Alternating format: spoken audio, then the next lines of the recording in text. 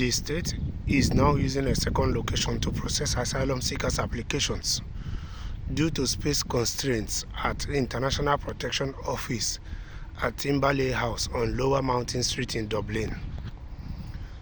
So apparently, the families or people that accompanied minors or people that are underaged, the asylum process is now being processed at Timberlake House in Dublin. That is called Dublin 2, because the processing of these families or people with underage or with minors are taking more time than the single people.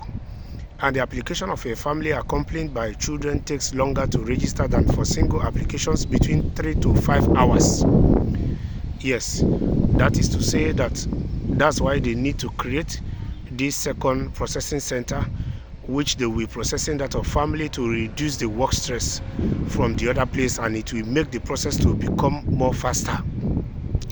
And apparently, it is said that at the end of April this year, 5,000 interviews were scheduled this year, compared to 2,800 in the same period last year. So apparently, this time last year in Dublin, the interviews that were scheduled at the end of April 2023 was 2,800. But by this time of the year, by ending of April this year, it has doubled to 5,000. So the government of Ireland is doing whatever it takes to be able to process these people's asylum, to be able to provide more accommodations for them, which is good, but they should equally endeavor to do more to provide more accommodations for their own people, because they say charity begins at home.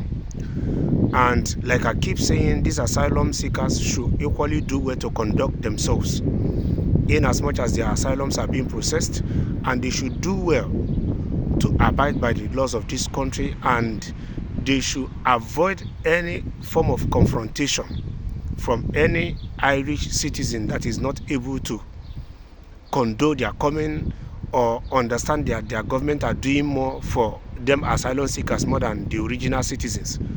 These are people that fail to understand that the fault is not the fault of these asylum seekers who are looking for safety or who are economic migrants.